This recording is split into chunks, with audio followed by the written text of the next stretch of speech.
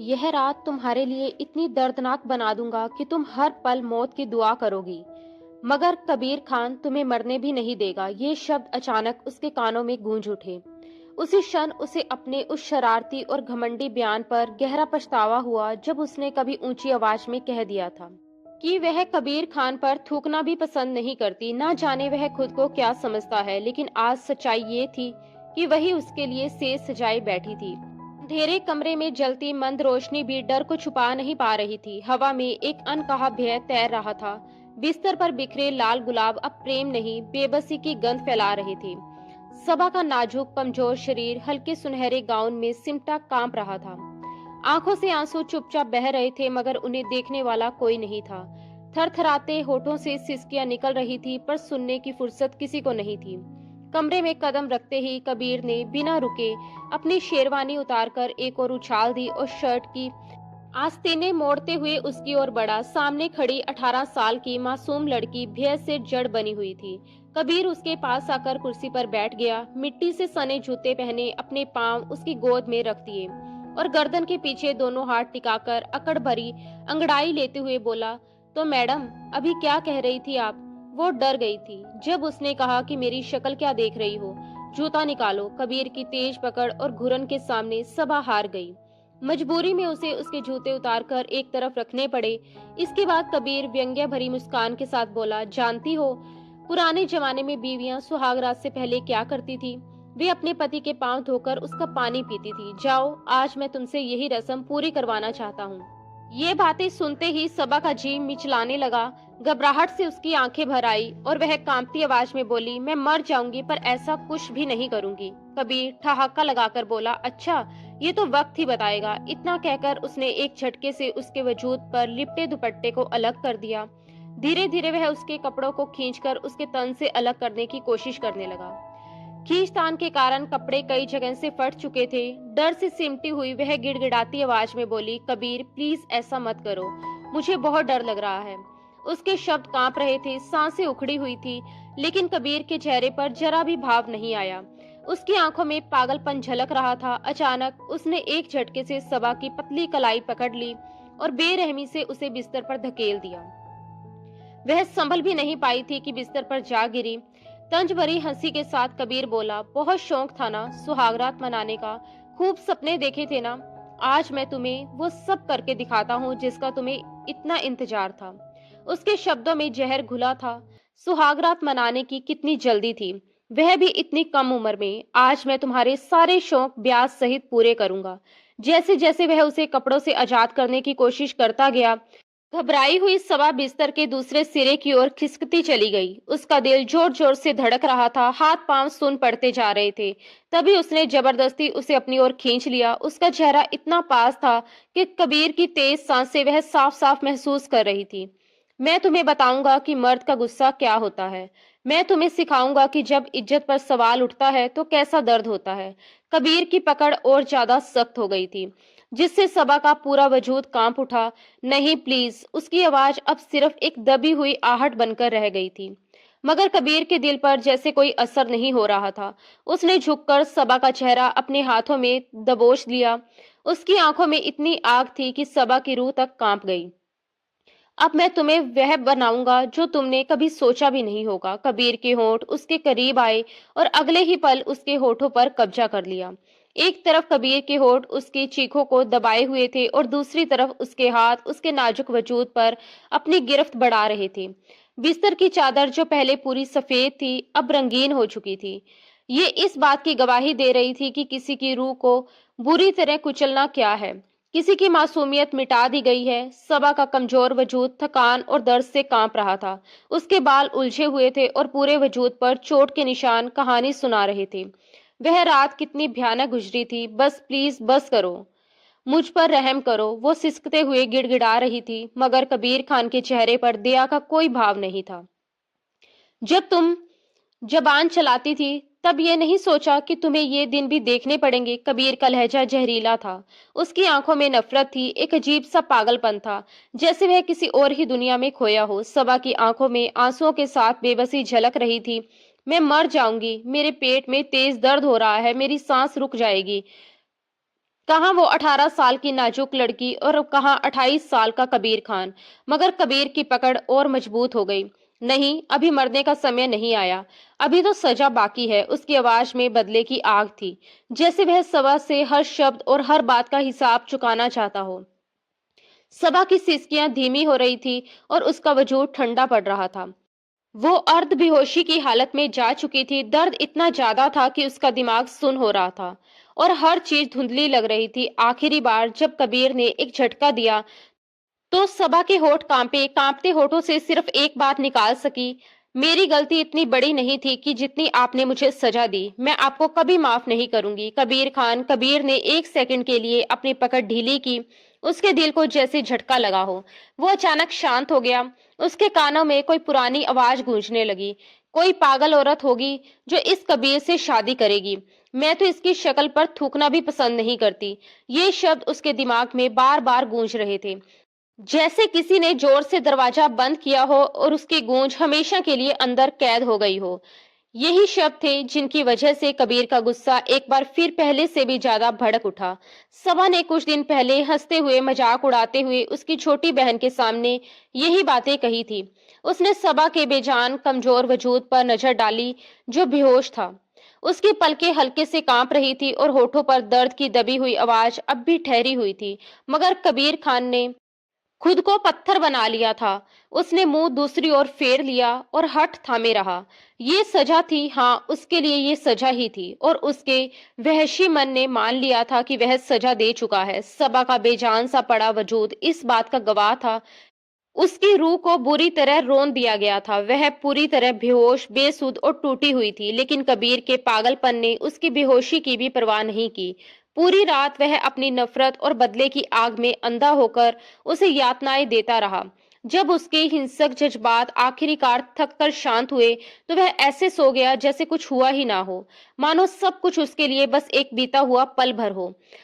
सुबह की रोशनी खिड़की से कमरे में आई तो चारों तरफ सिर्फ बर्बादी दिखाई दे रही थी। गुलाबों की खुशबू अब संढ़ात में बदल चुकी थी। सबा ने आंखें खोली तो उसके पूरे वजूद में एक तेज टीस उठी, जैसे किसी ने उसकी हड्डियां तोड़ मरोड़ दी हों। दर्द से उसके मुंह से कराह निकल गई।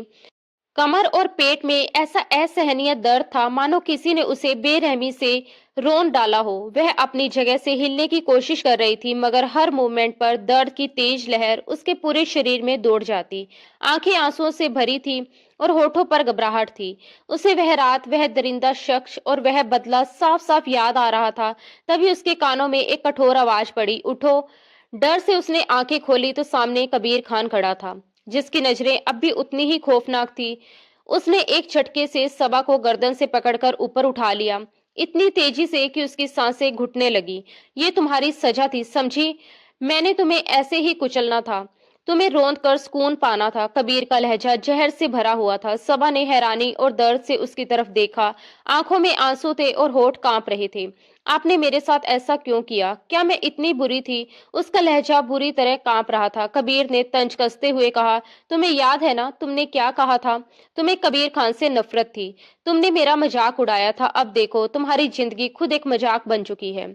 सबा की आंखों में दर्द और गहरा हो गया। मैं तुम्हें कभी माफ नहीं करूंगी और मैं आज भी यही कहूंगी कि कबीर खान पर मैं थूकना भी पसंद नहीं करती, क्योंकि इस आदमी की असली सच्चाई मैंने कल रात देख ली है। ये किसी भी औरत के काबिल नहीं है। उसकी बात अनसुनी करते हुए कबीर ने एक झटके से उसे बिस्तर से नीचे धकेल दिया। सबा की तकलीफ भरी चीख कमरे में गूंज उठी। निकल जाओ मेरे घर से। उसका दिमाग जैसे सुन्न हो गया। बाहर निकल जाओ यहाँ से। ना मैं तुम्हें अपनाऊंगा और ना किसी और का होने दूंगा, कबीर ने नफरत से कहा और तुरंत दरवाजा खोल दिया। सबा ने टूटे हुए वजूद के साथ उसकी तरफ देखा। आंखों में अविश्वास था, दिल में दर्द और मन में सबसे बड़ा डर कि वह अब कहाँ जाएगी। मुझे कोई फर्क नहीं पड़ता, जहन्नुम में जाओ, मगर इस घर में एक पल भी और रहने की जरूरत नहीं है। और अगले ही पल उसने सबा को दरवाजे से बाहर धकेल दिया। वह नाजुक वजूद जो पूरी रात दर्द सह चुका था, अब फर्श पर पड़ा था। कबीर ने दरवाजा बंद कर दिया, बिना ये सोचे कि वह एक गांव की लड़की है, इस शहर में अनजान थी और इस हालत में कहाँ जाएगी। सड़क पर चलते लोग बार बार मुड़कर देख रहे थे। कुछ के चेहरे पर हैरानी थी तो कुछ दबी आवाज में बातें कर रहे थे, ये कौन है दुल्हन है, शायद घर से निकाल दी गई है। किसी दुश्मन की बेटी के साथ भी ऐसा ना हो, मगर सबा को किसी की परवाह नहीं थी। वह बस चलती जा रही थी, जैसे उसकी कोई मंजिल ही ना हो, जैसे वह जिंदगी से बेखबर हो। कबीर, तुमने मेरे साथ ये क्यों किया? मैं तो तुम्हारी अपनी थी, सगे चाचा की बेटी थी, मगर तुमने मुझे सड़क पर ला फेंका। उसके कानों में कबीर की जहरीली बातें गूंज रही थी। दफा हो जाओ मेरे घर से, ना मैं तुम्हें अपनाऊंगा, ना किसी और का होने दूंगा। आंखों से आंसू टपककर उसके जलते होठों पर गिर पड़े। उसने कदम बढ़ाया, सड़क पार करनी चाहिए, मगर जैसे ही वह आगे बढ़ी, यू टर्न लेकर आती गाड़ी से टकरा गई। वह हवा में उछली और सड़क पर गिर पड़ी। गाड़ी में तेज आवाज में म्यूजिक बज रहा था। ड्राइविंग सीट पर एक लड़का बैठा था, मुश्किल से 20 साल का। अचानक गाड़ी के जोरदार झटके से वह घबरा गया। उसने फौरन ब्रेक मारी और हड़बड़ाते हुए बाहर निकल आया। शिट! वह तेजी से सबा की तरफ भागा। जमीन पर पड़ी सबा बेहोश थी। उसके चेहरे पर चोट के हल्के हल्के निशान थे, मगर उसकी खूबसूरती देखकर वह लड़का पल भर के लिए ठिठक गया। उसका दिल जैसे एक पल को धड़कना भूल गया हो। उसने अपनी जिंदगी में कभी किसी को इतना खूबसूरत नहीं देखा था। मगर सबा का शरीर ठंडा पड़ चुका था। ओ गॉड! मैंने इसे मार तो नहीं दिया? वह घबराकर बुदबुदाया। वह वही जमीन पर बैठ गया और कांपते हाथों से सबा के चेहरे को छुआ। हेलो, प्लीज आंखें खोलो। लेकिन सबा की आंखें बंद ही रही। उसने आसपास नजर दौड़ाई। लोग धीरे धीरे जमा होने लगे। अबे यार, ये तो गई काम से, किसी राहगीर ने दबी आवाज में कहा। बकवास बंद कर, लड़के ने गुस्से में कहा और झटके से सबा को अपनी बाहों में उठा लिया। उस लड़की में एक अजीब सा आकर्षण था, कुछ ऐसा कि वह चाहकर भी उसे छोड़ नहीं पा रहा था। मैं इसे अस्पताल ले जाता हूँ, उसने खुद से कहा, मगर अगले ही पल रुक गया। नहीं, अस्पताल ले गया तो पुलिस केस बन जाएगा। उसका दिल जोर जोर से धड़कने लगा। नहीं, मैं इसे अपने घर ले जाऊंगा। वह सबा को बाहों में भरकर अपनी गाड़ी की तरफ बढ़ा। उसके हाथों में सबा का वजूद किसी नाजुक गुड़िया की तरह था। रेहान ने सबा को गाड़ी की पिछली सीट पर लिटाया और पूरी रफ्तार से अपने घर की तरफ बढ़ा। उसके दिल की धड़कन अनियमित हो चुकी थी। वह नहीं जानता था कि उसके साथ क्या हो रहा है। बस एक अनजाना सा एहसास था कि ये लड़की जो अभी तक बेहोश पड़ी थी, कोई आम लड़की नहीं थी। जैसे ही वह घर पहुंचा, उसने जल्दी से गाड़ी रोकी और सबा को बाहों में उठाकर अंदर दाखिल हुआ। अरे, ये किसको उठा लाए हो तुम? नसीरा बेगम की घबराई हुई आवाज पूरे हॉल में गूंज उठी। वह अभी कुछ देर पहले आराम से बैठी चाय पी रही थी, मगर अपने बेटे को एक बेहोश लड़की को उठाए देखकर एकदम से हैरान और परेशान हो गई। अम्मी, मैं आपको सब कुछ बताता हूँ, बस थोड़ा सा सब्र रखिए, रेहान ने घबराकर कहा। मगर नसीरा बेगम जब बेटे को उस जवान लड़की के साथ देख रही थी और हालात की नजाकत को अच्छी तरह समझती थी, फौरन तेज नजरों से बेटे को घूरते हुए बोली, क्या किया है तूने इस लड़की के साथ? मुझे सच सच बता। क्या इसीलिए तुझे लाखों रुपए से भरा कार्ड दिया है कि तू ऐसी लड़कियों के साथ रातें गुजारता फिरे और जब हालात बिगड़ जाएं तो उन्हें उठाकर घर ले आए? तुझे शर्म नहीं आई? वह रुकी नहीं। अरे बता तो सही, कितने में खरीदी है ये लड़की? नसीरा बेगम हमेशा की तरह जल्दी जल्दी अपने डर और शक जाहिर करने लगी। रेहान ने सबा को बिस्तर पर आराम से लिटाया, फिर पलटकर अपनी माँ की तरफ देखा। दोनों हाथ जोड़कर उनके सामने खड़ा हो गया। मेरी प्यारी अम्मी, कुछ तो खुदा का खौफ कर लिया करें। क्या मैं आपको इतना गिरा हुआ लग रहा हूँ कि हर वक्त लड़कियों के साथ ही घूमता फिरूं? कभी कभी तो मुझे सच में लगता है कि आप मेरी असली माँ ही नहीं हैं। ये सुनते ही नसीरा बेगम भी चेंप गई। अच्छा अच्छा, गुस्सा मत कर, बता तो सही, कौन है ये लड़की? उन्होंने नरम पड़ते हुए कहा। मजबूरी में रिहान को पूरी घटना विस्तार से अपनी माँ को बतानी पड़ी। सब सुनने के बाद नसीरा बेगम कुछ पल चुप रही, फिर बोली, मुझे तो लगता है इसके साथ किसी ने बहुत बुरा किया है और फिर इसे छोड़ दिया। देख तो सही, दुल्हन बनी ये लड़की कितनी प्यारी लग रही है और उम्र भी बहुत कम दिखती है। वह चाय के घुट जल्दी जल्दी गले से नीचे उतारती जा रही थी और बीच बीच में टकटकी लगाकर सबा को भी देख रही थी। फिर नसीरा बेगम ने डॉक्टर को घर पर ही बुला लिया। कुछ घंटे गुजर चुके थे। घर में अजीब सी खामोशी पसरी हुई थी, जिसे सिर्फ दीवार घड़ी की टिक टिक तोड़ रही थी। डॉक्टर ने सबा की पूरी तरह जांच की, उसकी नब्ज देखी, आंखों की रिएक्शन परखी और आखिरकार इत्मीनान से सिर हिलाया और कहा, घबराने की कोई जरूरत नहीं है, इसकी जान को कोई खतरा नहीं है। नसीरा बेगम की जान में जान आई, मगर राहत पूरी नहीं मिली। डॉक्टर ने आगे बताया, हाँ, लड़की गहरे सदमे में है, शरीर भी बहुत कमजोर है, इसे आराम की जरूरत है। ज्यादा सवाल जवाब मत कीजिए। दवाइयां लिखकर डॉक्टर चला गया, लेकिन उसके जाते ही बेचैनी फिर लौट आई। नसीरा बेगम बार बार सबा के चेहरे की तरफ देख रही थी। बेटा, जब ये होश में आएगी तो ना जाने क्या करेगी, क्या कहेगी। मुझे तो डर लग रहा है। हमें जल्दी से इसके घर वालों को खबर देनी चाहिए।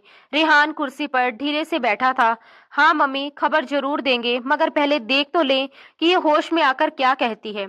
और वैसे भी अगर आपके पास कोई जादुई कबूतर है तो आप फौरन इसके घर वालों को बता दीजिए। अगले ही पल नसीरा बेगम का सबर टूट गया।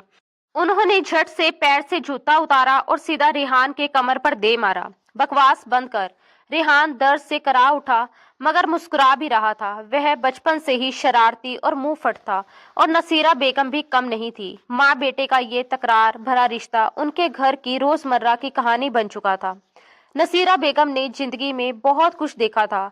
उनकी पहली शादी रेहान के बाप से हुई थी। वह एक सख्त, बदजुबान और हाथ उठाने वाला आदमी था। वे हर वक्त ताने देता, छोटी छोटी बातों पर जिल्लत करता और अक्सर मारपीट भी करता था। शुरुआत में नसीरा बेगम ने सब कुछ चुपचाप सहा। समाज, बदनामी और बच्चे के भविष्य का डर उन्हें चुप रखता रहा। मगर जब रेहान 10 साल का हुआ और जुल्म सहते सहते उनका दम घुटने लगा, तो उन्होंने चुप्पी तोड़ दी। अब वह अपने शोहर के सामने खुलकर बोलने लगी। झगड़े बढ़ने लगे, बात बात पर चीख पुकार होने लगी। हालत ये हो गई कि जब भी दोनों में लड़ाई होती, पूरा गांव उनकी आवाजें सुनता था। फिर एक दिन अचानक उनका शोहर गुजर गया। कुछ लोगों ने इसे किस्मत कहा, किसने बद्दुआ। नसीरा बेगम ने इसे आजादी समझा। बची हुई जिंदगी बेटे के साथ तन्हाई में गुजारने की बजाय उन्होंने फैसला किया कि अब वह अपनी और अपने बेटे की जिंदगी फिर से संवारेगी। उन्होंने रिश्तेदारों को साफ साफ बता दिया था कि अगर कोई अच्छा और अमीर आदमी उन्हें उनके बेटे के साथ अपनाना चाहे तो वह तैयार है। वक्त के साथ नसीरा बेगम तेज, समझदार और हालात को पहचानने वाली औरत बन चुकी थी। वह कभी किसी को गलत सलाह नहीं देती थी, मगर अपने और अपने बेटे की खुशी के मामले में वह अब बिल्कुल भी समझौता नहीं करती थी। इसी दौरान 70 साल के एक बूढ़े आदमी का रिश्ता 30 साल की नसीरा के लिए आया। वह बहुत अमीर था, इसलिए उन्होंने फौरन एक्सेप्ट कर लिया। 5 साल भी नहीं गुजरे थे कि वह शख्स इस दुनिया से चला गया। उसके बाद उसकी सारी जायदाद, पैसा और रुतबा नसीरा बेगम और रिहान के हिस्से में आ गया। इस तरह दोनों अमीर तो हो गए, मगर उनका रहन सहन और बर्ताव अब भी वही गांव वाला ही था। इतने बड़े महल जैसे घर में रहते हुए भी जब कोई उनसे बात करता तो उनके लहजे से झलकता देहातीपन और कभी कभी बदतमीजी भरा रवैया देखकर लोग अक्सर हैरान रह जाते थे। इधर वक्त अपनी रफ्तार से आगे बढ़ रहा था। कुछ देर बाद सबा की पलकों में हल्की सी हरकत हुई। वह दर्द से करहाती हुई धीरे धीरे होश में आई। आंखें खुलते ही उसने सामने दिख रही छत को लगातार घूरना शुरू कर दिया, क्योंकि ये जगह, ये दीवारें और कमरे का पूरा माहौल उसके लिए बिल्कुल अनजान था। उसने हिलने की कोशिश की, मगर पूरे वजूद में तेज दर्द की लहर दौड़ गई। उसके दिमाग में बस एक ही सवाल बार बार गूंज रहा था, वह आखिर यहाँ कहाँ आ गई है। कमरा एकदम खाली और शांत था। वह पूरी तरह अकेली थी। डर ने उसे जकड़ लिया। अम्मी, उसके कांपते होठों से एक धीमी सी फुसफुसाहट निकली। अम्मी प्लीज जल्दी जल्दी से मेरे पास आओ, मुझे बहुत डर लग रहा है। इतना कहते ही उसकी आंखों से आंसू बहने लगे। बंद कमरे में खुद को बेबस और अकेला पाकर उसका दिल जोर जोर से धड़कने लगा, मगर वह नहीं जानती थी कि बाहर कोई था जो उसकी इस बेबसी को साफ साफ सुन रहा था। होश में आते ही उसकी पलकें फिर भारीपन के साथ खुली। आंखों के आसपास सूजन थी और पूरा शरीर जैसे चोटों से चूर चूर हो चुका था। कमरे में हल्की सी रोशनी फैली हुई थी। दीवारों पर कुछ अजीब सी तस्वीरें टंगी थी और छत पर लगा पंखा बहुत धीमी गति से घूम रहा था। वह कहाँ थी? ये जगह आखिर कौन सी थी? उसका दिमाग धुंधला हो रहा था, मगर जैसे ही उसने गहरी सांस लेकर खुद को संभालने की कोशिश की, बीती हुई यादें तेज बवंडर की तरह उसके जहन में उतर आई। गांव की हवेली, बड़ा सा आंगन, ऊंची ऊंची दीवारें। वह अपनी हवेली को साफ देख पा रही थी, जहां वह पैदा हुई, पली बड़ी, जहां उसे माँ बाप का प्यार मिला, जहां उसके चाचा चाची ने भी हमेशा उसे स्नेह दिया। मगर उसी हवेली में एक ऐसा शख्स भी था जिसे वह कभी समझ नहीं पाई थी, कबीर खान। कबीर बचपन से ही सख्त स्वभाव का था। उसके चेहरे पर हर वक्त गंभीरता छाई रहती थी और उसकी आंखों में ऐसा दबदबा था कि हवेली के लोग उससे डरते थे। वह बहुत कम बोलता था और जब भी बोलता तो सिर्फ अपना रोब जमाने के लिए। सबा के लिए वह हमेशा एक पहेली रहा, एक ऐसा इंसान जो हर वक्त गुस्से में रहता, हर बात पर जिद करता और सबसे बढ़कर उसे बिल्कुल नापसंद करता था। वह अक्सर उसे आंखें दिखाता, मगर सबा भी किसी से कम नहीं थी। वह चंचल थी, शरारती थी और हर हाल में खुश रहने वाली। कबीर जितना चुप रहता, वह उतनी ही ज्यादा बोलती। वह अक्सर कबीर की बहन के साथ मिलकर उसकी बुराई किया करती थी। कबीर को अपनी बहन की ये बेपरवाही पसंद नहीं थी और सबा की शरारतों से तो उसे वैसे ही सख्त नफरत थी। वह हमेशा अपना कमरा बंद रखता था, यहाँ तक कि नौकरों को भी अंदर आने की इजाजत नहीं थी। सिर्फ उसकी माँ ही कभी कभी उसके कमरे में जाकर सफाई किया करती थी। सबा के दिल में हमेशा एक अजीब सी उत्सुकता बनी रहती थी कि किसी तरह वह जाकर देखे कि आखिर इस रहस्यमय शख्स के कमरे में ऐसा क्या है जो वह हर वक्त उसे बंद रखता है, और ऐसे कौन से राज हैं जो उसने अंदर छुपा रखे हैं। लेकिन हर बार कमरा पूरी तरह से बंद ही मिलता था। कबीर एक हफ्ते बाद हवेली वापस लौटा था, मगर इस बात से सबा पूरी तरह अनजान थी कि वह आ चुका है। वह आंगन में लगी खूबसूरत फूलों की क्यारियां ठीक कर रही थी। तभी अचानक उसकी नजर कबीर के कमरे की खिड़की पर पड़ी। वह खुली हुई थी। अगले ही पल उसके चेहरे पर शरारती मुस्कान फैल गई। उसे लगा आज रात शायद कबीर वापस आने वाला है और यकीनन ताई जी उसके कमरे की सफाई कर रही होगी। यही सोचते हुए उसके भीतर की शरारत जाग उठी और वह सीढ़ियां चढ़ते हुए ऊपरी मंजिल पर पहुंच गई, जहां कबीर का कमरा था। उसने हल्के से दरवाजे का हैंडल घुमाया। दरवाजा बिना आवाज के धीरे धीरे खुल गया। अंदर कदम रखते ही वह हैरान रह गई। कमरा बेहद सलीके से सजा हुआ था, हर चीज अपनी जगह, कहीं धूल का नामो निशान नहीं। दीवारों पर अलग अलग तरह के हथियार सजाए गए थे। एक बड़ी अलमारी किताबों से भरी हुई थी और बिस्तर पर गहरे काले रंग की चादर बिछी थी। वह धड़ाम से जाकर बिस्तर पर बैठ गई और पूरे कमरे पर नजर दौड़ाते हुए बुदबुदाई, नाक पर तो हर वक्त गुस्सा चढ़ा रहता है, ऊपर से बिस्तर की चादर भी काली। कौन रखता है भला काले रंग की चादर। तभी उसकी नजर अलमारी पर गई। वह आगे बढ़ी ही थी कि अचानक दरवाजा खुलने की हल्की सी आवाज आई। उसका दिल जोर से धड़क उठा। उसने मुड़कर देखा और पल भर में उसके चेहरे का रंग उड़ गया। कबीर वॉशरूम से बाहर आ चुका था। उसके कंधे पर तौलिया रखा था। बालों से पानी की बूंदें टपक रही थी और चेहरे पर वही सख्त भाव, जैसे सामने वाले को घूर भर लेने से ही खामोश कर दे। सबा की आंखें फटी की फटी रह गई। शर्म और डर के मारे वह फौरन पास के पर्दे के पीछे छिप गई। मगर कबीर उसे देख चुका था। पर्दे के पीछे खड़ी सबा का दिल बेकाबू धड़क रहा था। वह खुद को छुपाने की नाकाम कोशिश कर रही थी, मगर उसकी अनियमित सांसें उसके डर की चुगली कर रही थी। होठ और हाथ कांप रहे थे। पर्दे के पीछे से आती उस घबराई हुई सांसों ने कबीर के चेहरे पर पल भर के लिए हल्की सी शरारती मुस्कान ला दी। अगले ही क्षण उसने झटके से पर्दा हटा दिया और सबा के सामने आ खड़ा हुआ। तुम यहाँ क्या कर रही थी? उसकी भारी गुस्से भरी आवाज उसके कानों में गूंज गई। सबा की सांसें जैसे थम गई। वह नजरें झुकाए खड़ी रही और खुद को छुड़ाने की नाकाम कोशिश करती हुई हकलाकर बोली, मैं तो बस ऐसे ही चली आई थी। मगर कबीर का शिकंजा सख्त था। उसकी गर्म सांसें सबा के कानों के पीछे पड़ी तो उसके वजूद में एक झुरझुरी सी दौड़ गई। उसकी उंगलियां सबा के नाजुक कमर पर रेंग रही थी। वह अपना चेहरा उसके कान के करीब रखे हुए कहने लगा, जानती हो ना मुझे मुझे अपने कमरे में किसी का आना पसंद नहीं, और जो मेरे नियमों का उल्लंघन करता है उन्हें मैं सजा देता हूँ। ये कहकर वह उसे और ज्यादा करीब कर चुका था। वो नाजुक सी लड़की को घबराता हुआ देखकर मजे ले रहा था। बड़ी मुश्किल से सबा कहने लगी, सॉरी, मुझे पता नहीं था। मैं तो बस आपके कमरे की साफ सफाई करने के लिए आई थी। लेकिन वह उसके चेहरे पर नजरें गाड़ कर कहने लगा, अच्छा, साफ सफाई करने के लिए आई थी तो फिर पर्दे के पीछे क्यों छुप गई? चोर की दाढ़ी में तिनका है ना? ये कहकर उसने सबा की ठोड़ी को सख्ती से पकड़ा, उसका चेहरा अपने करीब किया और उसकी बड़ी बड़ी आंखों में झांक कर कहा, तुम्हें सजा मिलनी ही चाहिए सबा। सबा के होठ और ज्यादा कांपे। सजा? उसके होठों से बड़ी मुश्किल से निकला और अगले ही पल कबीर ने अपना चेहरा झुकाकर अपने सख्त होठ सबा के नरम होठों पर रख दिए।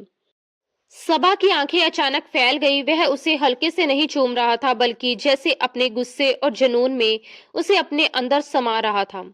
सबा ने विरोध किया, अपने हाथों से उसे धक्का दिया, मगर कबीर ने और सख्ती से उसे अपनी गिरफ्त में ले लिया। छोड़ो मुझे, वह धीमी सी आवाज में बोली, मगर कबीर के कानों में जैसे कुछ पड़ा ही ना था। वह जानबूझकर उसे बेबस महसूस करवा रहा था, जानबूझकर उसकी बेबसी का मजा ले रहा था। सबा का दम घुटने लगा था। उसने पूरी ताकत से खुद को पीछे धकेला तो कबीर ने आखिरकार उसे आजाद कर दिया। मगर जाने से पहले वह सबा के होठों को हल्के से काट चुका था। सबा ने जल्दी से अपने होठों पर हाथ फेरा। उसकी सांसें बुरी तरह उखड़ी हुई थी। कबीर ने उसकी गर्दन के करीब झुककर धीमी आवाज में कहा, दोबारा मेरे कमरे में आई तो अच्छा नहीं होगा सबा। ये कहते ही उसने सबा को झटके से छोड़ा था। सबा कदम हटाते हटाते पीछे जाकर दीवार से लग गई। उसकी आंखों में हैरानी थी और उसका चेहरा शर्म, डर और हैरानी से लाल हो चुका था। कबीर वाकई ही एक वहशी इंसान था। सबा को वह शाम बार बार याद आ जाती जब कबीर ने सजा के नाम पर उसके साथ जबरदस्ती की थी। उस पल की याद भर से उसका पूरा वजूद कांप उठता। जब जब वह उसे याद करती, दिल किसी अनजाने डर से भर जाता। वह कबीर से बचने की हर मुमकिन कोशिश कर रही थी। घर में कहीं भी जाती तो पहले इधर-उधर नजर दौड़ाती, कहीं वह आसपास तो नहीं है। उसकी तीखी निगाहों की वहशत को दोबारा सहने की हिम्मत उसमें नहीं थी। मगर वह ये भी जानती थी कि यह खामोशी ज्यादा देर तक नहीं टिकेगी। एक दिन हवेली के आंगन में बैठी आयरा, सबा की कजन, अपने नाखूनों पर नेल पॉलिश लगा रही थी। उसके ठीक बगल में सबा जमीन पर बैठी उंगली से लकीरें खींच रही थी। अचानक सबा को कुछ याद आया। उसने संकोच भरी आवाज में कहा, अगर मैं तुमसे एक बात पूछूं तो क्या तुम मुझे सच सच जवाब दोगी? आयरा ने नेल पॉलिश लगाते हुए अपना हाथ रोक लिया। वो हमेशा हल्का फुल्का मेकअप करके घर में रहती थी। उसके चेहरे पर हर वक्त एक बनावटी सी मुस्कुराहट रहती और मोबाइल तो मानो चौबीसों घंटे उसकी हथेली से चिपका रहता था। पढ़ाई से ज्यादा उसका ध्यान हमेशा मोबाइल पर ही टिका रहता। सबा के सवाल पर वह हल्की सी चौंकी, फिर खुद को संभालते हुए बोली, हाँ पूछो। सबा ने उसे गहरी नजर से देखा, जैसे उसके चेहरे के पीछे छुपे सच को पढ़ने की कोशिश कर रही हो। फिर धीमी लेकिन सख्त आवाज में बोली, इकबाल कौन है? ये नाम सुनते ही आयरा के चेहरे का रंग उड़ गया। वह घबराते हुए बोली, कौन इकबाल? सबा ने उसे घूरकर देखा और सख्त लहजे में कहा, आयरा झूठ मत बोलो, मैं तुम्हें अच्छे से जानती हूँ, समझ में आया? हम सिर्फ बहनें नहीं, दोस्त भी हैं। भले ही तुम मुझसे उम्र में 2 साल बड़ी हो, लेकिन मैं अब इतनी भी छोटी नहीं हूँ। अगले ही पल आयरा के चेहरे पर एक मजबूर सी मुस्कान आ गई और वह बोली, वादा करो तुम किसी को कुछ नहीं बताओगी। जैसे ही सबा ने उससे वादा किया, आयरा एक खुली किताब की तरह उसके सामने खुल गई। उसने बताया कि इकबाल उसके कॉलेज का एक लड़का है जिसे वह बहुत पसंद करती है। मगर सबसे बड़ी परेशानी ये है कि उनके घर में खानदान से बाहर शादी नहीं होती। इकबाल बार बार उससे शादी की बात करता है, लेकिन उसे अपने भाई से बहुत डर लगता है। अगर कबीर को पता चल गया तो वह मेरी जान ही ले लेगा, उसने डरते हुए कहा। कबीर का नाम सुनते ही सबा के माथे पर बल पड़ गए। वह बोली, तुम अपने माँ बाप से जितना नहीं डरती, उससे ज्यादा अपने भाई से डरती हो। अगर तुम वाकई ही इकबाल के साथ जिंदगी गुजारना चाहती हो तो पहले अपने माँ बाप को बताओ और इकबाल से कहो कि वह रिश्ता लेकर हमारे घर आए। मैं तुम्हारे साथ हूँ, कबीर की मर्जी कभी तुम पर हावी नहीं होने दूंगी। दोनों अपनी बातों में डूबी हुई थी कि तभी अचानक कबीर वहां पहुंचा और तंज से बोला, क्या बातें हो रही हैं? कौन सा रिश्ता? कबीर को देखते ही आयरा का रंग उड़ गया, मगर अगले ही पल वह सीना तान कर खड़ी हो गई और बोली, ये हमारा निजी मामला है। क्या आपको ये तमीज नहीं कि जब दो लड़कियां बैठकर बातें कर रही हों तो बीच में दखल नहीं देते? आयरा के दिल की धड़कनें तेज हो गई थी, जबकि कबीर उसे घूरता रह गया। फिर वह झुंझलाकर बोला, मैं तुम्हारे मुंह लगना पसंद नहीं करता, फालतू में काली बिल्ली बनकर मेरा रास्ता मत काटा करो। और ये कहकर वहां से चला गया। अपने भाई को यूं तिल मिलाता देखकर आयरा अगले ही पल मुस्कुरा उठी और बोली, कितना मजा आएगा ना भाई की शादी पर। सबा ने उदासी से उसकी ओर देखा और नाक चढ़ाकर कहा, तुम्हारा भाई शादी के लायक भी है? 24 घंटे तो उसकी शक्ल सड़े हुए करेले जैसे रहती है। आयरा हंस पड़ी और बोली, अम्मी तो वैसे भी बहुत जल्द उनकी शादी के लिए लड़कियां देखने वाली है। कोई पागल लड़की ही होगी जो इस कमीने के साथ शादी करेगी। सबा ने तंज कसते हुए कहा तो आयरा और जोर से हंसने लगी। सच कहूं तो अगर तुम्हारी उम्र थोड़ी कम ना होती और तुम मेरे भाई की उम्र की होती तो मैं तुम्हारी शादी उसी से करवा देती। ये सुनते ही सबा का पारा चढ़ गया। वह झटके से उठी, हाथ बांधकर गुस्से में बोली, मैं और तुम्हारे भाई से शादी? मैं तो उसकी तरफ देखकर थूकना भी पसंद ना करूं। आयरा का मुंह हैरानी से खुला रह गया, मगर उनके पीछे कोई और भी था जिसने ये शब्द सुन लिए थे। वह अपने खास अंदाज में दरवाजे के पास खड़ा था, हाथ जेब में डाले, तेज नजरें और होठों पर वही हल्की सी मुस्कान जो हमेशा किसी खतरे का इशारा देती थी। सबा ने जैसे ही कबीर को देखा, उसके पैरों तले जमीन खिसक गई। उसकी निगाहें पूरी तरह सबा पर जमी थी, जैसे किसी शिकारी ने अपने शिकार को घेर लिया हो। वह तो यही समझ रही थी कि वह जा चुका है। कबीर धीरे धीरे उनके करीब आया और ठंडी आवाज में बोला, क्या कहा तुमने सबा? उसकी आवाज में एक अजीब सी खामोशी थी जो दिल को दहला देने के लिए काफी थी। सबा के गले में जैसे कांटे चुभ गए। वह नजरें चुराकर जल्दी से बोली, कुछ नहीं। मगर कबीर की निगाहें एक पल को भी उसके चेहरे से नहीं हटी। वह बोला, मैंने साफ सुना है, तुम मेरी तरफ देखकर थूकना भी पसंद नहीं करती। सबा ने जानबूझकर मजबूत लहजे में कहा, हाँ तो मुझे तुम जैसे मर्द बिल्कुल पसंद नहीं। हालांकि उसकी आवाज में छुपी घबराहट साफ महसूस की जा सकती थी। कबीर के होठों पर एक तंजिया मुस्कान उभरी। वह उसे एक गहरी नजर से देखता हुआ आगे बढ़ गया। सबा का दिल जोर जोर से धड़क रहा था, मगर वह सब कुछ अनसुना कर अपने कमरे में चली गई। अगले 2 दिन हवेली में अजीब सी खामोशी पसरी रही। तीसरे दिन जब सबा किसी सवाल को सुलझाने के लिए किताबें उठाकर आयरा के कमरे में पहुंची तो उसने देखा कि आयरा मोबाइल हाथ में लिए उसे झुंझलाहट में अपने हाथ पर मार रही थी। पूछने पर वह रोती सी शक्ल बनाकर बोली, पता नहीं मोबाइल की स्क्रीन को क्या हो गया है, कुछ भी काम नहीं कर रहा। सबा ने मोबाइल हाथ में लिया। वह पूरी तरह गीला था और आयरा के बाल भी भीगे हुए थे। लगता था कि वह अभी अभी नहाकर निकली है। सबा यूं ही बोल पड़ी, ऐसा लग रहा है जैसे मोबाइल बाथ टब में गिर गया हो। ये सुनते ही आयरा के चेहरे का रंग उड़ गया। उसके भाव देखकर सबा बहुत कुछ समझ चुकी थी। उसने सख्ती से पूछा, ये सब क्या है? कहीं तुम मोबाइल लेकर वॉशरूम में तो नहीं थी? आयरा ने तुरंत नजरें झुका ली और बनावटी सफाई देते हुए बोली, तुम कैसी बातें कर रही हो? बस बात करते करते मोबाइल हाथ से छूटकर जग में गिर गया। साफ था कि वह झूठ बोल रही थी। तभी अचानक मोबाइल ऑन हो गया। जैसे ही सबा की नजर स्क्रीन पर पड़ी, उसका दिल जोर से धक से रह गया। हैंग हुए मोबाइल पर आयरा की कुछ तस्वीरें खुली थी, जिनमें वह बाथ टब में बैठी बेपरवाह और बेखौफ अंदाज में अपनी तस्वीरें बना चुकी थी।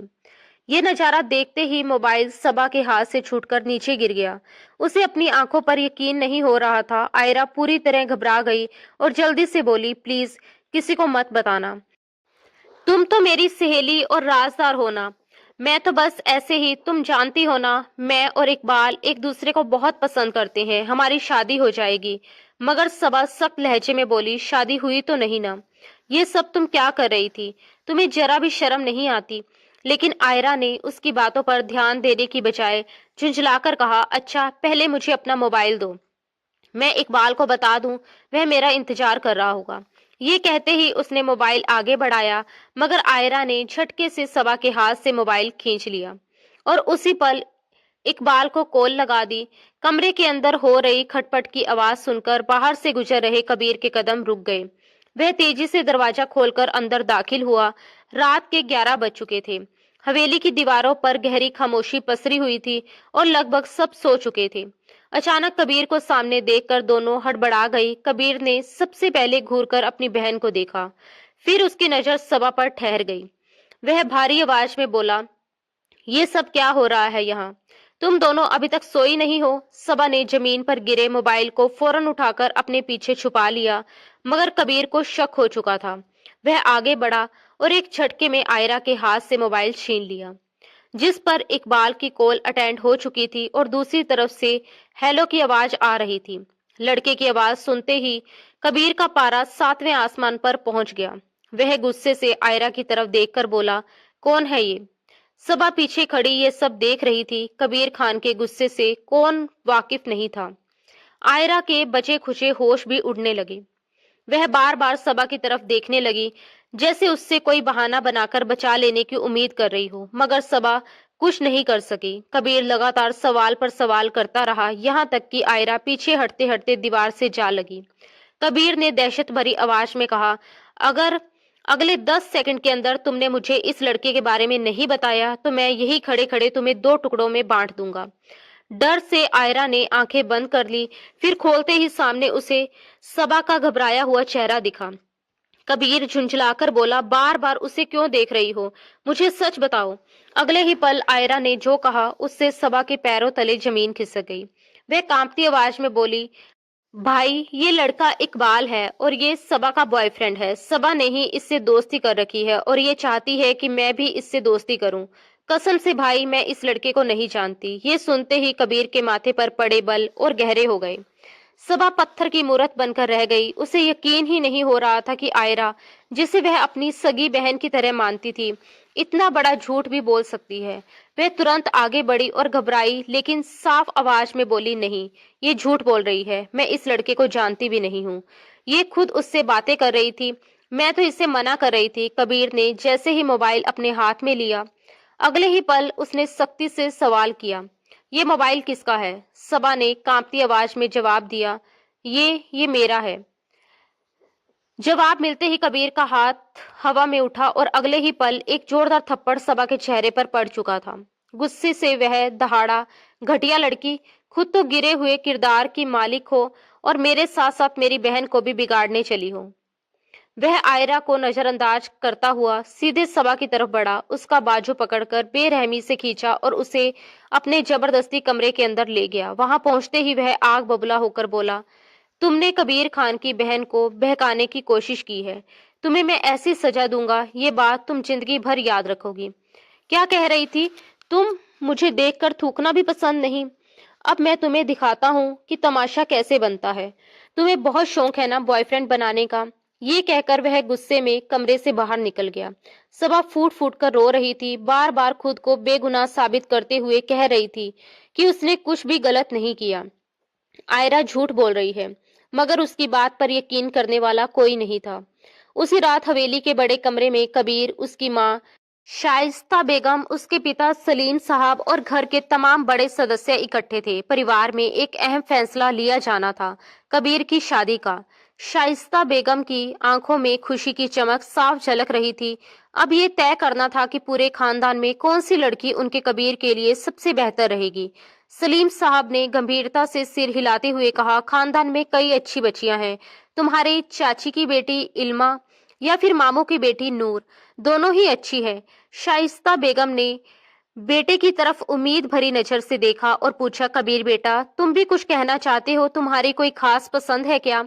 कमरे में अचानक सन्नाटा छा गया। जब कबीर ने सीधा बैठते हुए एक एक करके सब पर गहरी नजर डाली और धीमे लहजे में कहा, मुझे सबा से शादी करनी है। ये सुनते ही सब सन्न रह गए। शाइस्ता बेगम ने हैरानी से बेटे को देखा और सलीम साहब की भौहें चढ़ गई। सबा? शाइस्ता बेगम ने हैरानी से नाम दोहराया। हाँ, कबीर ने बिना किसी झिझक के कहा, मैं उसी से शादी करना चाहता हूँ। उसका लहजा इतना मजबूत और ठंडा था, जैसे उसने पहले ही मन में ये फैसला लिख दिया हो कि अब उसे बदलने की कोई गुंजाइश ना हो। कमरे में बैठे सब लोग कुछ पल के लिए सन्न रह गए। सलीम साहब ने गहरी सोच में डूबकर थोड़ी देर बाद कहा, लेकिन बेटा, तुम्हारी और उसकी उम्र में काफी फर्क है। तुम 28 साल के हो और वो अभी सिर्फ 18 की है। कबीर की आंखों में एक अजीब सी चमक उभरी, मानो ये सवाल उसके लिए कोई मायने ही ना रखता हो। उसने सख्त स्वर में जवाब दिया, उम्र का फर्क मेरे लिए कोई मायने नहीं रखता अब्बू। वह हमारे घर की लड़की है, सबकी लाडली है और मैं जानता हूँ कि वही मेरे लिए सबसे बेहतरीन है। शाइस्ता बेगम और सलीम साहब ने एक दूसरे की ओर देखा। दोनों के चेहरे पर हैरानी साफ झलक रही थी। शाइस्ता बेगम ने बेटे को समझाने की कोशिश करते हुए कहा, लेकिन बेटा, तुम दोनों में जमीन आसमान का फर्क है। तुम गंभीर हो, गुस्सेल स्वभाव के हो और वो तो बहुत ही चंचल और लापरवाह सी बच्ची है। कबीर ने गहरी सांस ली, जैसे सब तर्क सुनकर भी उसका मन जरा भी डगमगाया ना हो, और दृढ़ता से बोला, मुझे इन बातों से कोई फर्क नहीं पड़ता अम्मी। मेरा फैसला अटल है, मैं सबा से ही शादी करूंगा। वही मौजूद सबा के माँ बाप फरजाना बेगम और आदिल साहब ये सब सुनकर सकते में आ गए और एक दूसरे की तरफ देखने लगे। आदिल साहब ने साफ और दो टुक शब्दों में कहा, हमें कोई एतराज नहीं, लेकिन हम सबा की मर्जी के बिना कोई फैसला नहीं करेंगे। ये सुनते ही कबीर ने तुरंत कहा, तो चाचा आप लोग यहीं रुकिए, मैं खुद उससे बात करके आता हूँ। इतना कहकर वह उठ खड़ा हुआ और बिना किसी को कुछ कहने का मौका दिए सीधे सबा के कमरे की तरफ बढ़ गया। कमरे में सबा घुटनों में सिर छुपाए रो रही थी। उसकी सिसकियां तकिए में दबकर रह गई थी। कबीर के अंदर आते ही वह सिहर उठी। उसने ठंडी और हुक्म भरी आवाज में कहा, तुम्हारे माँ बाप तुमसे पूछेंगे कि तुम मुझसे शादी करना चाहती हो या नहीं। तुम्हें लाजमी हाँ कहना है। ये शब्द सबा के लिए एक के बाद एक गिरने वाले बम जैसे थे। वह घबराकर उठी और कांपती आवाज में बोली, आप कैसी बातें कर रही हैं? मैं कभी भी आपसे शादी नहीं करूंगी। आप मेरी जिंदगी बर्बाद करने पर तुले हुए हैं। मैं बार बार कह रही हूँ कि मैं किसी इकबाल को नहीं जानती। वह आपकी बहन का ही बॉयफ्रेंड है जिसे वह मेरे सर मन रही है। मगर अपनी बहन के नाम पर यह बात सुनते ही कबीर की गैरत जैसे भड़क उठी। वह एक झटके में आगे बढ़ा, उसके बालों को जकड़कर झुका दिया और दांत पीसते हुए बोला, चुप, बकवास बंद करो अपनी। चुपचाप शादी के लिए हाँ करो। तुम जितनी देर करोगी और मेरी बहन के करेक्टर पर बात करोगी, शादी के बाद पहली रात तुम्हारे लिए उतनी ही खतरनाक साबित होगी। अगर तुमने मेरे साथ शादी के लिए ना की तो याद रखना, मैं तुम्हारे करतूत तुम्हारे माँ बाप को बता दूंगा और फिर तुम्हारे साथ क्या होगा ये तुम अच्छी तरह से जानती हो। वह हर तरह से सबा के लिए रास्ते बंद कर चुका था। मजबूरन अपने माँ बाप के सामने जब उससे पूछा गया तो उससे हाँ कहना ही पड़ा। उसका दिल अंदर ही अंदर टूट रहा था और आयरा के लिए उसके मन में नफरत उबल रही थी। उस लड़की के लिए जिसने पलक झपकते ही सारा कीचड़ उसके चेहरे पर मल दिया था और खुद मासूम व शरीफ बनकर बैठी थी। कबीर अपनी बहन पर जान न्यौछावर करता था। उसके लिए सारी दुनिया एक तरफ थी और उसकी बहन उसके दिल में सबसे ऊपर। आखिरकार शादी का फैसला हो गया। कबीर ने सबके सामने ये भी ऐलान कर दिया कि निकाह के फौरन बाद वह सबा को लेकर शहर चला जाएगा और वे गांव में नहीं रुकेंगे। ये सुनकर सबने खुशी खुशी अपनी सहमति दे दी। फरजाना बेगम और आदिल साहब भी इस फैसले से संतुष्ट हो गए, क्योंकि उन्हें लगा कि उनकी बेटी शहर में ज्यादा सुरक्षित और खुश रहेगी। पूरे खानदान में खुशी की लहर दौड़ गई और धूमधाम से सबा का निकाह कबीर के साथ कर दिया गया। वह गांव की सबसे खूबसूरत दुल्हन बनी थी, मगर उसकी आंखों में खुशी नहीं, हैरानी, डर और आंसू बसे हुए थे। मेहंदी की रात वह अपने कमरे में खामोश बैठी रही। घर के बड़े इस सच से अनजान थे कि इन तीनों के बीच क्या क्या घुट चुका है। उसने दोबारा आयरा से बात करने की कोशिश तक नहीं की थी। वह मेहंदी की दुल्हन बनी चुपचाप बैठी थी। तभी आयरा पास आई और मुस्कुराकर उसका चेहरा अपने हाथों में थाम लिया। मगर सबा ने झटके से उसके हाथ हटा दिए और गुस्से में बोली, दूर रहो मुझसे। खबरदार, मुझे छूने की कोशिश मत करना। तुमने मेरी जिंदगी बर्बाद कर दी। मैं तुम्हें अपनी बहन समझती थी, लेकिन तुम धोखेबाज निकली। दोगली हो। अपने मुंह की कालिक तुमने मेरे मुंह पर मल दी। लानत है तुम पर। वह गुस्से से चिल्ला रही थी, मगर आयरा शर्मिंदा होने की बजाय अकड़कर उसके सामने खड़ी हो गई और बोली, तुम्हें शौक था मेरे मामलों में दखल अंदाजी करने का, वरना मैं पिछले 4 साल से इकबाल के साथ रिलेशनशिप में हूँ। मैं अपने भाई की नजरों में खुद को हरगिज नहीं गिरा सकती और अपनी जगह उनकी नजरों में बनाए रखने के लिए मैं किसी भी हद तक जा सकती हूँ। ये कहकर वह वहां से चली गई और एक बार फिर सबा फूट फूट कर रोने लगी। कुछ देर बाद दरवाजा धड़ाम से खुला और कबीर अंदर दाखिल हुआ। उसके कदमों की आहट सुनते ही सबा ने नजरें उठा ली, मगर कबीर के चेहरे पर उभरी वहशत देखकर वह अंदर तक कांप उठी। कबीर ने उसका बाजू पकड़कर झटके से खड़ा किया और धीमी मगर दहशत भरी आवाज में दहाड़ा, कल की रात तुम्हारी चीखें गूंजेंगी सबा। सबा की सांसें गले में अटक गई। कबीर ने जहर घुली लहजे में कहा, शायद ही किसी लड़की ने इतनी तकलीफ सही हो जितनी तुम सहोगी। सबा ने कांपते होठों से कुछ कहने की कोशिश की, मगर उसके शब्द वहीं दम तोड़ गए। ये शादी, ये रिश्ता किसी मोहब्बत भरे साथ का नाम नहीं था, बल्कि एक सजा थी जिसका फैसला कबीर बहुत पहले कर चुका था। कमरे में हल्की सी रोशनी जल रही थी। सबा बिस्तर पर बैठी थी। उसके आंसू थमने का नाम नहीं ले रहे थे। हर सांस के साथ बीते पलों की तकलीफदेह यादें और गहरी होती जा रही थी। उसकी पेशानी पसीने से भीग चुकी थी। लगातार बहते आंसुओं के कारण उसकी आंखें लाल पड़ चुकी थी। तभी दरवाजा धीरे से खुला और नसीरा बेगम अंदर दाखिल हुई। उनकी आंखों में नरमी थी मगर चेहरे पर गहरी गंभीरता साफ झलक रही थी। बेटा, क्या हुआ? तुम क्यों रो रही हो? वह करीब आई और प्यार से सबा का सिर सहलाने लगी। सबा ने नम आंखों से उनकी तरफ देखा और फिर अचानक उनके गले लगकर फूट फूट कर रो पड़ी। मैं बर्बाद हो चुकी हूँ। मेरा सब कुछ खत्म हो चुका है। वह हिचकियों के बीच बोली, मुझे किसी ने नहीं बताया था कि शादी का मतलब कैद होता है। कबीर ने मुझे जैसे सजा दी है जैसे मैं कोई इंसान नहीं, बस एक खिलौना हूँ। सबा की ये बातें सुनकर नसीरा बेगम के चेहरे पर पल भर के लिए हैरानी उभरी। फिर उन्होंने गहरी सांस ली और नरमी से कहा, बेटा साफ साफ बताओ कि तुम्हारे साथ क्या हुआ। तब सबा कांपते हुए सब कुछ कहने पर मजबूर हो गई। वह टूटे फूटे लहजे में सारी बातें बताने लगी। कबीर की जबरदस्ती, उसकी बेरहमी, शादी की पहली रात का सलूक और फिर उसे बेदर्दी से धक्के देकर घर से निकाल देना। नसीरा बेगम खामोशी से पूरी बात सुनती रही। उनकी नजरें सबा के चेहरे पर जमी थी मगर उनका जहन किसी और ही दिशा में तेजी से योजनाएं बुन रहा था। उसी पल दरवाजे पर एक परछाई उभरी। रेहान वहीं खड़ा था। अंदर आते आते वह ठिठक गया। उसके हाथ खुद ब खुद मुट्ठियों में सिमट गए और दिल जैसे किसी ने जकड़ लिया हो। ये तो शादीशुदा है।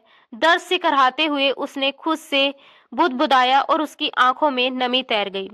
नसीरा बेगम ने रिहान की ओर देखा। उनके होठों पर एक गहरी रहस्यमय मुस्कान आ गई। उन्होंने सबा के आंसू पोंछे और ठोस लहजे में कहा कि बेटा, रोने से अब कुछ नहीं बदलेगा। अब तुम्हें कमजोर बनकर हार नहीं माननी चाहिए। फिर उन्होंने समझाया, अगर कबीर ने तुम्हारे साथ इतना बड़ा जुल्म किया है तो तुम क्यों टूट रही हो? उस पर वार करो जिसने तुम्हें झूठे इल्जाम में फंसाकर बेइज्जत करवाया। सबा ने हैरानी से पूछा, मतलब? नसीरा बेगम का लहजा अब पूरी तरह शातिर हो चुका था। आयरा की हकीकत सबके सामने लाओ। जो खुद लड़कों से बातें करती रही उसी ने तुम्हें झूठा बदनाम करवा दिया। तुमने सारी बेइज्जती सही और उसने बड़ी आसानी से अपनी इज्जत बचा ली। सबा के आंसू थम चुके थे। वह नासमझी से नसीरा बेगम को देख रही थी मगर उनकी बातें उसके दिल में कहीं गहराई तक उतर चुकी थी। बदला लो बेटा, उन्होंने कहा। जो खुद पाक नहीं, उसने तुम्हें जलील किया है। अब वक्त है उसकी असलियत उजागर करने का। पहली बार सबा की आंखों में नमी की जगह सख्त चमक उभरी। नसीरा बेगम के घर रहते हुए कुछ दिन बीत चुके थे। सबा अब भी ज़हनी तौर पर कमजोर थी मगर कबीर के किए जुल्म ने उसके भीतर बदले की चिंगारी जला दी थी। वह पहले जैसी चंचल नहीं रही थी। अब वह कमजोर नहीं बल्कि एक खामोश तूफान बन चुकी थी। रेहान अक्सर उसे चुपचाप देखता रहता जैसे उसकी आंखों में कोई अनकही कहानी तलाश कर रहा हो। वह चाहकर भी नजरें हटा नहीं पाता। एक शाम ड्राइंग रूम में मोबाइल चलाते हुए उसकी नजर फिर सबा पर पड़ी, जो खिड़की के पास खड़ी बाहर देख रही थी। उसके चेहरे पर अजीब सा दर्द था।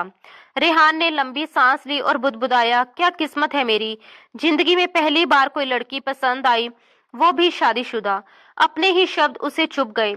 उधर कबीर खान के फोन पर रोज हवेली से किसी न किसी का कॉल आता। हर बार सबा से बात करवाने की मांग होती मगर कबीर हर दफा कोई न कोई बहाना बना देता। कभी वह सो रही है, कभी बाजार गई है, कभी खुद बाहर होने का बहाना। जैसे जैसे वक्त गुजरता गया हवेली में सबा को लेकर बेचैनी बढ़ती चली गई। उसी दौरान हवेली में खुशी की लहर दौड़ गई जब आयरा के लिए एक बहुत अच्छा रिश्ता आया। लड़के वाले पढ़े लिखे शहर के शरीफ लोग थे। कल लड़के वाले आ रहे हैं। कबीर, तुम्हें भी आना होगा, शाइस्ता बेगम ने फोन पर सख्ती से कहा। कबीर जाना तो चाहता था मगर सबा के बगैर जाने पर सवालों से बचना मुश्किल था। रास्ते भर वह यही सोचता रहा कि सबा के ना आने का क्या बहाना बनाएगा।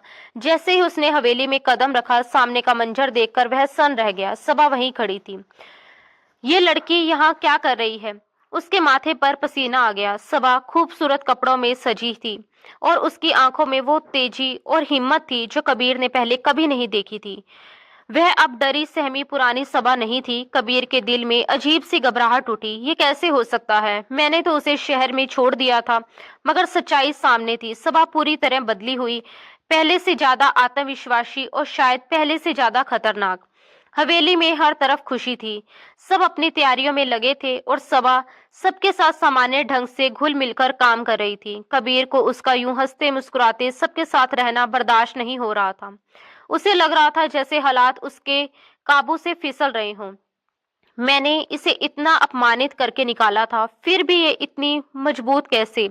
वह भीतर ही भीतर खोल उठा। कुछ देर बाद लड़के वाले आ गए। आयरा को तैयार किया गया, मगर उसके चेहरे पर उदासी साफ थी।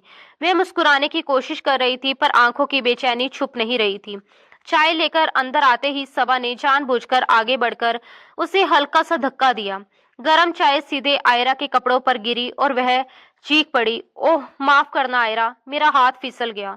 सबा ने मासूमियत से कहा, मगर उसकी आंखों में जीत की चमक साफ थी। आयरा घबराकर कपड़े झाड़ने लगी, मगर जैसे ही चाय से उसका दुपट्टा गीला हुआ, अंदर पहना हुआ पहनावा कुछ ज्यादा ही नजर आने लगा।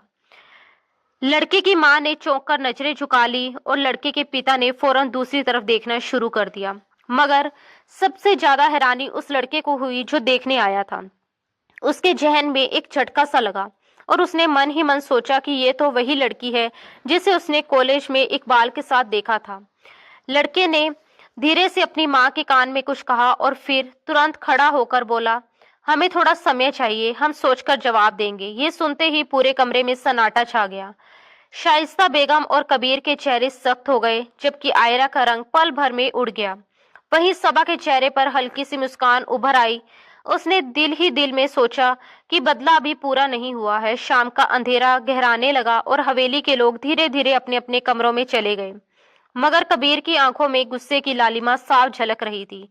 वह कई घंटों से खुद को काबू में रखने की कोशिश कर रहा था, लेकिन अब सब्र का बांध टूट चुका था। जैसे ही उसे मौका मिला, वह तेज कदमों से आगे बढ़ा और सबा का बाजू जोर से पकड़कर उसे घसीटता हुआ अपने कमरे में ले गया।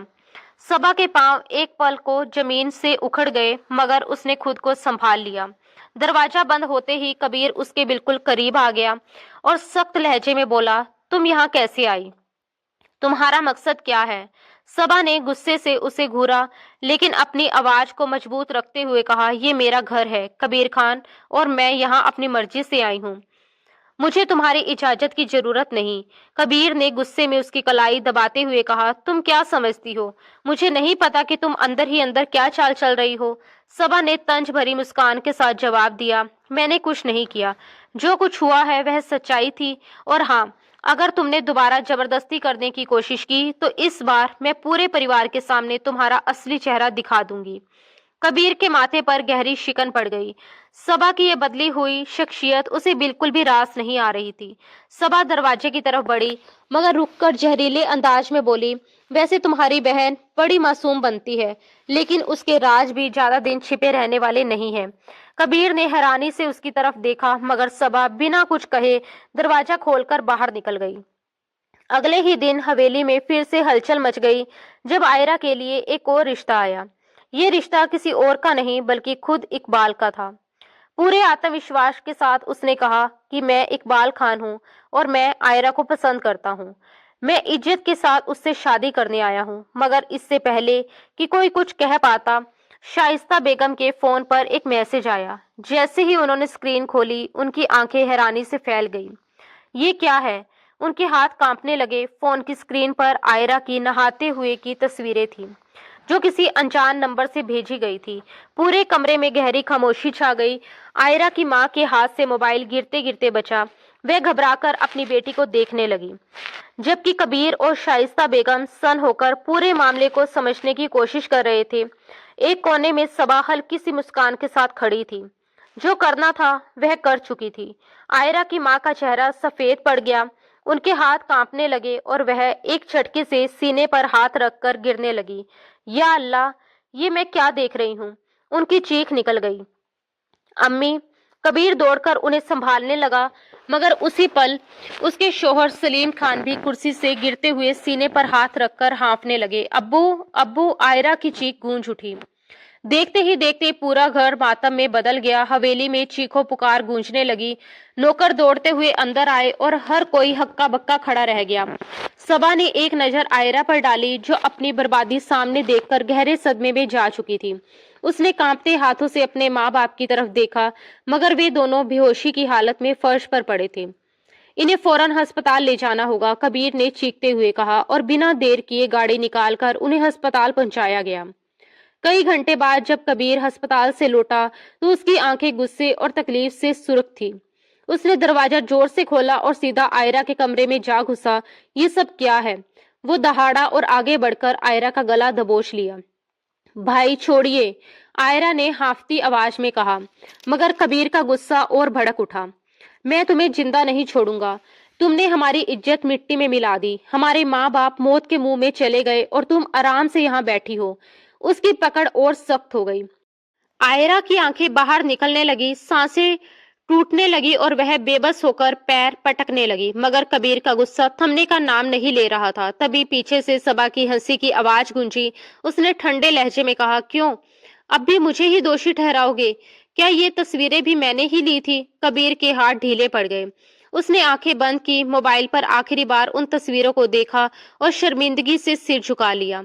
उसी वक्त इकबाल भी वहां मौजूद था, जो ये पूरा मंजर देख रहा था। उसने गंभीरता से कहा, कबीर भाई, अगर मैं आयरा को अपनी बीवी बनाकर अपने साथ ले जाना चाहता हूँ तो आप उसे क्यों मार रहे हैं? कबीर ने चौंक कर उसकी तरफ देखा। तुम अब भी इसे अपनाना चाहते हो? इकबाल ने बिना झिझक जवाब दिया, हाँ, मैं 5 साल से आयरा को पसंद करता हूँ और मुझे इससे कोई फर्क नहीं पड़ता। उसने जो कुछ किया मेरे लिए किया। ये सुनते ही आयरा फूट फूट कर रो पड़ी। उसने कांपती आवाज में कबूल किया, मैंने आप सब से झूठ बोला था। खुद को आपकी नजरों में गिरने से बचाने के लिए मैंने सबा पर इल्जाम लगाया कि उसका इकबाल के साथ चक्कर है। ये सुनकर कबीर ने गुस्से में अपनी मुट्ठियां भींच ली। कुछ समय बाद कबीर के माँ बाप अस्पताल से घर लौट आए, मगर उनके चेहरों से पुराना गरूर और दबदबा गायब हो चुका था। जिंदगी के सबसे बड़े धोखे और तकलीफ ने उन्हें अंदर से तोड़ दिया था। अब उनके पास कोई और रास्ता नहीं बचा था। इसलिए उन्होंने आयरा और इकबाल का निकाह करवाकर उन्हें तुरंत विदा करने का फैसला किया। सलीम खान ने भारी दिल से कहा, अब हम ये मामला और नहीं खींच सकते। इज्जत तो पहले ही खत्म हो चुकी है। बेहतर है आयरा अपनी बाकी जिंदगी इकबाल के साथ बिताए। आयरा शर्मिंदगी के साथ निगाह के अल्फाज दोहरा रही थी। उसकी आंखों में आंसू थे, मगर वह अपनी विवशता को स्वीकार कर चुकी थी। तभी एक आवाज गूंजी, अब मुझे भी कुछ कहना है। सबकी नजरें उस तरफ उठी। सबा सामने खड़ी थी। चेहरे पर तकलीफ और जख्मों के निशान साफ दिख रहे थे। उसने कांपते मगर दृढ़ लहजे में कहा, मैं आज सबको बताना चाहती हूँ कि मेरे साथ क्या हुआ। मैं उस जुल्म को दुनिया के सामने लाना चाहती हूँ जो कबीर खान ने मुझ पर किया है। ये कहते हुए वह फूट फूट कर रो पड़ी और एक एक करके सब कुछ बताने लगी। कैसे कबीर ने अपने जुनून और शक में उसके साथ बदसलूकी की, कैसे उसे धक्के देकर घर से निकाल दिया, कैसे वह जख्मी हालत में सड़क पर पड़ी रही, कैसे रेहान और उसकी मां ने उसे सहारा दिया और कैसे उसने हर पल डर और अपमान में गुजारा। वह चीख कर बोली, क्या ये मेरा कसूर था कि मैंने ना समझी में कह दिया कि मैं कबीर से शादी नहीं करना चाहती? क्या ये इतना बड़ा गुनाह था कि मुझे इतनी भयानक सजा दी गई? सिर्फ शक की बुनियाद पर कबीर ने अपनी बहन का गुनाह मेरे सर मढ़ दिया और आज जब बहन की सच्चाई सामने आई तो उसे उसी के साथ विदा भी कर दिया। पूरे परिवार में गहरी खामोशी छा गई। कबीर जो एक कोने में खड़ा था, उसका चेहरा पीला पड़ चुका था। सबा के माँ बाप आगे बढ़े। उसके अब्बू ने साफ शब्दों में कहा, हम अपनी बेटी को यहाँ नहीं रहने देंगे। हम उसे वहां लेकर जाएंगे जहां वह इज्जत और सुकून के साथ जी सके। उन्होंने जितना हो सका कबीर को उसके किए का एहसास दिलाया। उसके बाद सबा अपनी अम्मी अब्बू के साथ उस हवेली को छोड़कर चली गई। उन्होंने एक अलग घर लिया और सबा ने अपने हक के लिए तलाक का मुकदमा दायर किया। उसका फैसला साफ था, जो शख्स शक के नाम पर मुझे बर्बाद कर सकता है, उसे उस पर दोबारा कभी भरोसा नहीं कर सकती। कबीर ने फूट फूट कर सबा से माफी मांगी, मगर तब तक उसका दिल उसके लिए पत्थर बन चुका था। सबा ने थकी आवाज में कहा, तुम्हारी वजह से मैंने अपनी जिंदगी के सबसे मासूम पल खो दिए। मैंने बहुत तकलीफ सही, टूटकर खुद को संभाला, मगर अब तुम्हारी माफी मेरे किसी काम की नहीं। उसके ये शब्द कबीर के दिल में तीर की तरह चुभ गए, मगर अब बहुत देर हो चुकी थी। उसका गुरूर, उसका अहंकार और उसकी ताकत सब कुछ राख हो चुका था। उधर सबा ने बीते जख्मों को पीछे छोड़कर अपनी पढ़ाई दोबारा शुरू की और एक नई जिंदगी की ओर कदम बढ़ाया। एक दिन वह यूनिवर्सिटी की सीढ़ियों पर खड़ी अपनी किताबें संभाल रही थी कि अचानक उसे एक जानी पहचानी आवाज सुनाई दी। ये लड़की मुझे 4 साल पहले मिली थी। तब भी खूबसूरत थी और आज भी उतनी ही हसीन लग रही है। सबा ने चौंक कर देखा, रेहान उसके सामने खड़ा मुस्कुरा रहा था। रेहान, उसने अचानक कहा। हाँ, रेहान ने जवाब दिया। और तुम्हें देखकर मुझे वही एहसास हो रहा है जो पहले दिन हुआ था। उसकी आंखों में सच्चाई थी। उसने गंभीर होकर कहा, मैं अपनी माँ को तुम्हारा रिश्ता लेकर भेजना चाहता हूँ, और इस बार मैं चाहता हूँ कि तुम मेरे साथ अपनी पूरी जिंदगी गुजारो। सबा ने एक पल सोचा, फिर हल्की सी मुस्कान उसके होठों पर आ गई। मुझे कोई प्रॉब्लम नहीं है, उसने सुकून से कहा। कुछ ही समय बाद सबा और रेहान का निकाह हो गया। निकाह की रात रेहान ने उसे नरमी से अपने करीब किया, मगर उसकी आंखों में सिर्फ मोहब्बत और इज्जत थी। उसने वादा किया कि मैं तुम्हारी जिंदगी में वे सारी खुशियां वापस लाऊंगा जो तुमने खो दी थी। सबा की आंखों से आंसू बह निकले, मगर इस बार वे खुशी के आंसू थे। मुझे तुम पर यकीन है रेहान, उसने कहा, और रेहान ने उसे अपने सीने से लगा लिया। कबीर के दिए जख्मों की जगह अब रेहान की नरमी और मोहब्बत ने ले ली थी। वहीं कबीर सब कुछ खो चुका था। सबा को खोकर वह डिप्रेशन में चला गया। उसके अपने माँ बाप उससे बात नहीं करते थे और हवेली में हर कोई उससे नजरें चुराने लगा था। एक दिन वह अपने कमरे में अकेला बैठा पुरानी तस्वीरें देख रहा था। सबा की हंसी, उसकी मासूमियत, सब कुछ जिसे उसने अपने हाथों से बर्बाद कर दिया था। उसकी आंखों से आंसू बहने लगे। वह चीख उठा, काश मैंने अपने अहंकार की बजाय मोहब्बत को चुना होता। मगर अब उसके पास पछताने के सिवा कुछ नहीं बचा था। दोस्तों, उम्मीद है कि आपको हमारी ये कहानी पसंद आई होगी। अगर कहानी अच्छी लगी हो तो वीडियो को लाइक करें, चैनल पर नए हैं तो सब्सक्राइब जरूर करें, और अगली अपडेट सबसे पहले पाने के लिए नोटिफिकेशन बेल दबाना ना भूलें। धन्यवाद दोस्तों। राधे राधे।